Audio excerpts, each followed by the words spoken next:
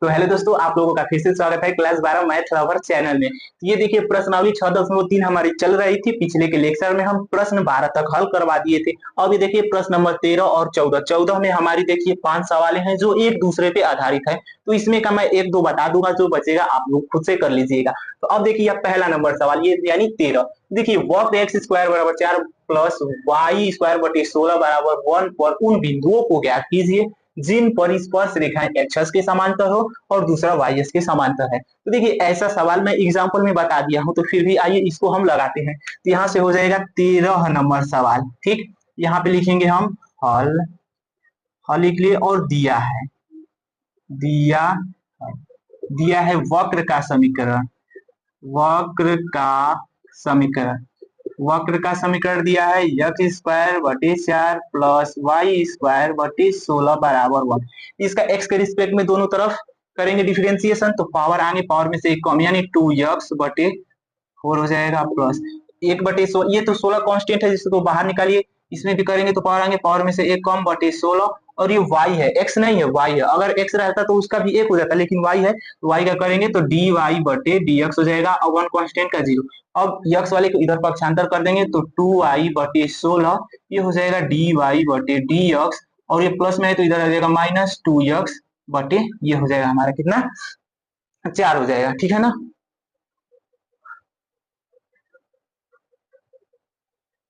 देखिए सवाल में यहाँ पे 9 दिया है, यहाँ पे कर लीजिए 9। यहाँ पे 9 दिया है तो यहाँ पे भी 9 हो जाएगा और यहाँ पे भी 9 हो जाएगा और यहाँ पे भी क्या हो जाएगा 9 हो जाएगा। अब ठीक है, अब देखिए ये 2 से 2 हमारा क्या होगा कट जाएगा। अब इसका क्रॉस बाई मल्टीप्लाई कर देंगे, d y by d x का नहीं, सिर्फ इसके आगे जो है उसका। तो ये हो जाएगा डी वाई बटे डी एक्स। 16 का ऊपर गुणा करेंगे तो -16x और y का नीचे करेंगे तो ये हो जाएगा 9y। यहाँ से निकल के आ गया डी वाई बटे डी एक्स का मान। अब यहाँ पे लिखेंगे पहले के लिए स्पर्श रेखा का मान यक्स अक्ष के समांतर है तब, यक्स अक्ष के समांतर है तो देखिए यहाँ से एक्स अक्ष के समांतर है तब तो क्या होगा डी वाई बटे डी एक्स किसके बराबर हो जाता है 0 के। डी वाई बटे डी एक्स 0 के, डी वाई बटे डी एक्स का मान यहाँ से निकाले हैं माइनस का 16x बटे 9y बराबर 0। अब देखिए 9y का उधर गुणा कर देंगे तो टोटल 0 और -16 को इसको बटे में कर देंगे तो टोटल 0 हो जाएगा, यानी x का मान क्या आएगा 0। अब इसको मान लीजिए समीकरण नंबर 1। अब यहाँ से लिखेंगे समीकरण 1 से, तो समीकरण 1 में x का मान रखेंगे, ये रखेंगे तो ये टोटल क्या हो जाएगा 0। तो 0 का स्क्वायर बटे 9 प्लस ये हो जाएगा वाई स्क्वायर बटे 16 बराबर 1 हो जाएगा। टोटल 0 हो गया, इसको हटाइए डायरेक्ट, यहाँ पे टोटल 0 हो गया है तो इसको लिखने की कोई जरूरत नहीं है ना। और इसका क्रॉस बाई मल्टीप्लाई कर देंगे तो वाई स्क्वायर बटे ये क्या हो जाएगा 16 बराबर हो जाएगा बटे नहीं। अब स्क्वायर का चिन्ह हटेगा तो ये रूट में हो जाएगा 16, जब रूट हटेगा तो ये बाहर निकल जाएगा प्लस माइनस। और ये देखिए 16 किसका स्क्वायर होता है 4 का, तो यहाँ से हो जाएगा 4। अब लिख देंगे यहाँ पे अतः वक्र पर स्थित बिंदु, अतः वक्र पर स्थित बिंदु हो जाएगा 0 कामा +-4 है और यही हो जाएगा इसका करेक्ट आंसर। अभी ये एक के लिए है, अभी समांतर के लिए यहाँ पे वाई एच के समांतर के लिए निकालना है, तो तब तक आप लोग इतना का स्क्रीनशॉट ले लीजिए। अब देखिए इतना को रफ करते हैं। ये देखिए प्रश्न बहुत ज्यादा इंपॉर्टेंट है, ये पेपर में कई बार पूछा हुआ है। अब देखिए यहाँ से एक अक्ष था तो यहाँ पे कर देंगे दूसरा और यहाँ पे कर देंगे वाई एस के समांतर है, तो वाई एस के समांतर के लिए डी वाई बटे डी एक्स किसके बराबर होता था इनफाइनाइट के बराबर होता था। इनफाइनाइट को हम 1/0 लिखते हैं। तो देखिए यहाँ से डी वाई बटे डी एक्स तो रखेंगे मान डी वाई बटे डी एक्स। अब रखेंगे इसका मान देखिए डायरेक्ट यहाँ पे डी वाई बटे डी एक्स का मान रखेंगे ना तो -16x अब बटे ये 9y अब बराबर 1 ये हो जाएगा हमारा 0। अब इसका क्रॉस बाई मल्टीप्लाई कर देंगे, यहाँ से इसमें करेंगे इसका इसमें, तो ये 9y बराबर टोटल 0 यानी y का मान क्या निकल के आ रहा है 0। अब लिख देंगे यहाँ से समीकरण 1 में मान रखेंगे y का 0, तो ये टोटल क्या हो जाएगा 0। तो एक्स स्क्वायर बटे 9 होगा, एक्स स्क्वायर बटे 9 बराबर 1।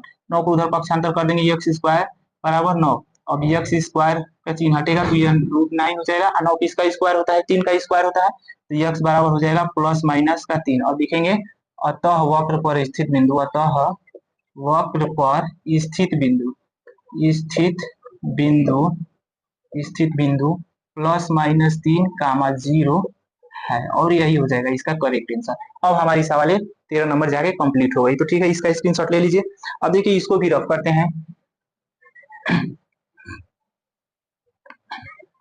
अब देखिए प्रश्न नंबर 14 में हमारी 5 सवालें हैं, जिसमें का पहला और मैं 5वां बता दूंगा, और जो बचेगा उसको आप लोग खुद से कर लीजिएगा। ये है बहुत आसान, देखिए थोड़ा बेसिक समझ लीजिए इसका। ये देखिए यहाँ पे हम क्या कर देते हैं, चौथा सवाल, इसका बेसिक समझ लीजिए। चौथा का यहाँ पे पहला लिख लेते हैं। वक्र का समीकरण दिया है y बराबर x⁴ minus 6x³ plus 13x² minus का 10x प्लस का 5। इसका थोड़ा बेसिक समझ लीजिए।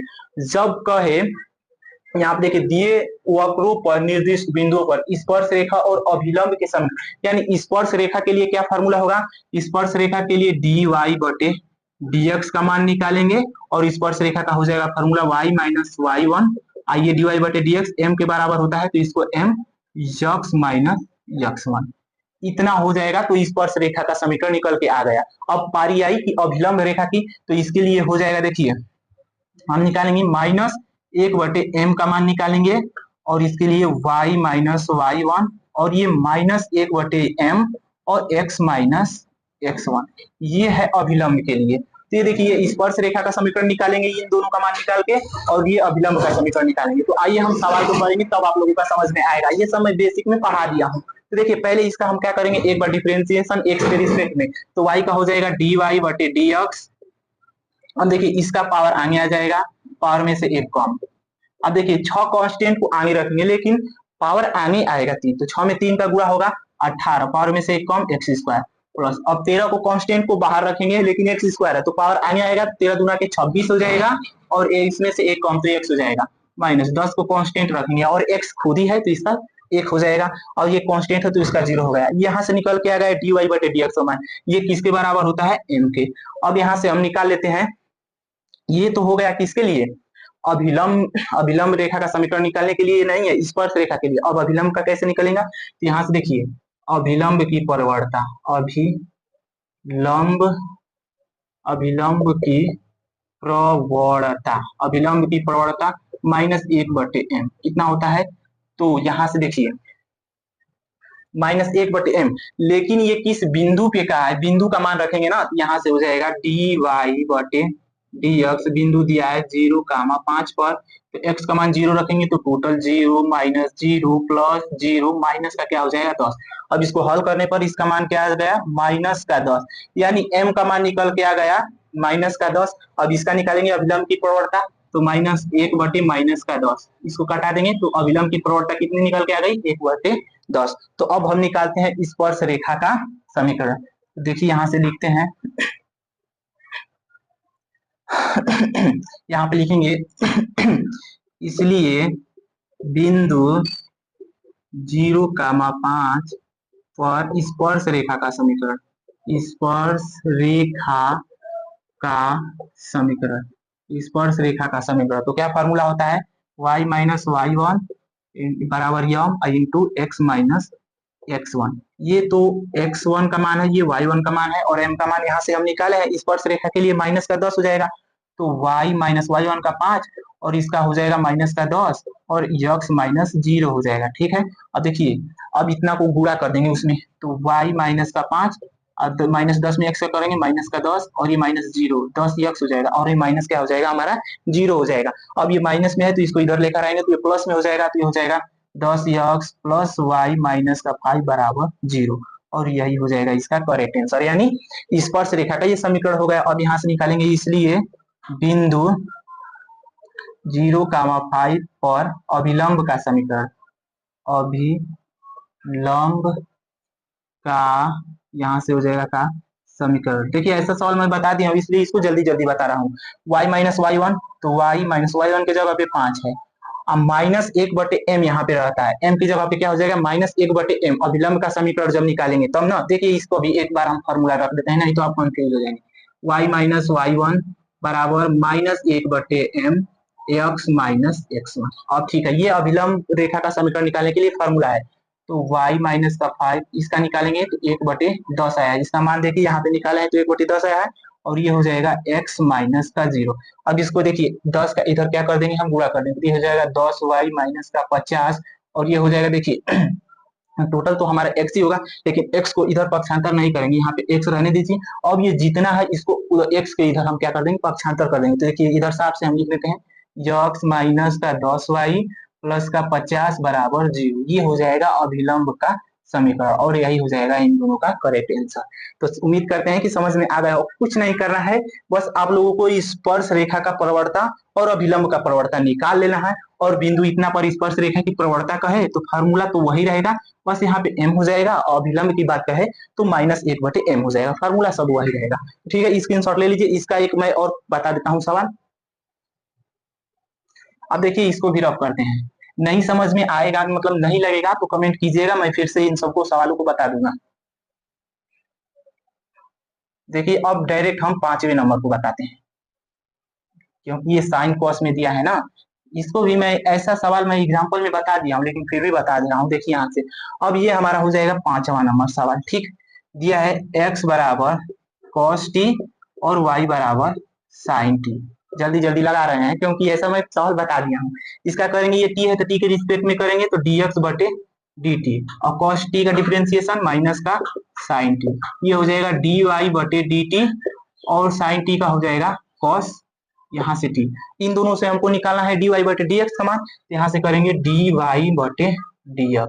ये किसके बराबर, y वाले को ऊपर रखेंगे dy बटे dt, और x वाले को नीचे रखेंगे dx बटे dt, क्योंकि tt कट जाएगा तो dy बटे dx के ही बराबर आएगा। इन दोनों का मान रख देते हैं, तो ये है cos t, और इसका आया है माइनस का sin t।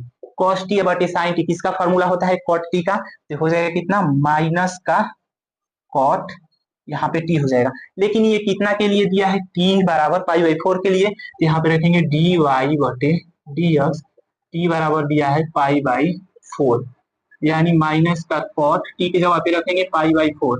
cot 45 अंश का मान कितना होता है, 1 होता है, तो इसका हो जाएगा 1। ये स्पर्श रेखा की प्रवणता हो गई, यहाँ से लिख देंगे n।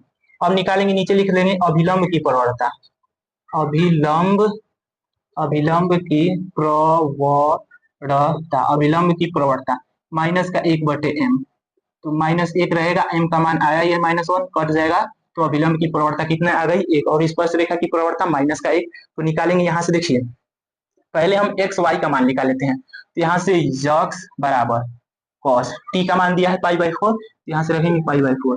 cos 45 अंश का मान कितना होता है जानते हैं आप लोग, नहीं तो नहीं जानते होंगे तो मैं इसका भी टेबल बनवा दिया हूँ, आप लोग वहां से जाकर देख सकते हैं। तो x बराबर हो जाएगा 1/√2, cos 45 अंश का मान इतना होता है, और y बराबर sin t, तो sin 45 अंश का मान भी हमारा वही होता है 1/√2। अब यहाँ पर लिखेंगे इसलिए इसलिए स्पर्श रेखा का समीकरण, स्पर्श रेखा का समीकरण, स्पर्श रेखा का समीकरण हो जाएगा y minus y1 m x minus x1। देखिए y माइनस y1 की जगह पे देखिए यहाँ पे मान ये हो जाएगा x1 और ये y1, तो x1 की जगह पे क्या रखेंगे 1/√2, m का मान क्या है माइनस का 1, x माइनस 1/√2। ठीक, अब इसको हम हल कर लेते हैं, तो y माइनस 1/√2 और -1 का इन दोनों में गुणा करेंगे तो माइनस हो जाएगा हमारा यक्स, अब माइनस में प्लस का गुणा, सॉरी माइनस में माइनस का गुणा करेंगे प्लस 1/√2।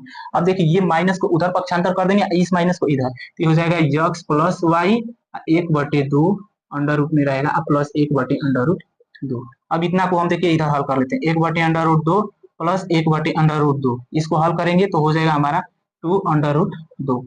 अब देखिए ऊपर 2 हो गया, तो 2 को हम नहीं लिख सकते हैं √2 गुणे √2 बटे √2, क्योंकि इन दोनों का आपस में गुणा करेंगे तो 2 के ही बराबर आएगा, इससे ये कट जाएगा, तो ये टोटल मान कितना हो जाएगा √2। तो इतना न करने पर यहाँ से हम डायरेक्ट लिख देते हैं √2, तो हो जाएगा x प्लस वाई बराबर √2, और यही हो जाएगा इसका करेक्ट आंसर। ये तो स्पर्श रेखा का समीकरण हो गया, अभी अभिलंब रेखा का समीकरण निकालना है, तो इतना का आप लोग स्क्रीनशॉट ले लीजिए। अब देखिए इसको मैं रफ करता हूँ, यहाँ से लिखेंगे अभिलंब का समीकरण, इसलिए अभिलंब अभिलंब का समीकरण, अभिलंब का समीकरण फार्मूला तो वही रहेगा, लेकिन m की जगह पे -1/m हो जाएगा, तो y minus y one minus एक बटे m x minus x one. तो y माइनस इसका मान आया एक बटे रूट टू और इसका मान आया है एक, और यक्स माइनस एक बटे रूट टू।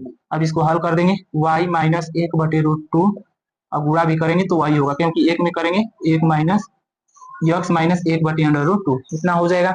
अब क्या करेंगे कि इस वाले x को उधर पर, नहीं तो डायरेक्ट यहाँ पे दिख ही रहा है ये भी माइनस में है ये भी माइनस में है, तो ये टोटल क्या हो जाएंगे, कट जाएंगे। पक्षांतर भी करके करेंगे तभी भी कट जाएंगे, क्योंकि ये माइनस में उधर जाएगा तो प्लस में, प्लस माइनस कट जाएगा। तो देखिए यहाँ से ये y वाले को उधर पक्षांतर करेंगे तो यक्स माइनस वाई बराबर जीरो, और नहीं तो इसको ऐसे भी लिख सकते हैं यक्स बराबर वाई, और यही हो जाएगा इसका करेक्ट आंसर यानी अभिलंब का समीकरण। तो देखिए यहाँ से मैं दो सवाल बता दिया हूँ, ये तो जैसे पहला बताया था उसी के अनुसार है, बस इसमें बिंदु क्या दे दिया है, चिन्ह दे दिया है, और ये दोनों सवालों को आप लोग खुद से कर लीजिएगा। तो मुझे उम्मीद है आप लोग कर लेंगे ना, तो स्क्रीनशॉट ले लीजिए।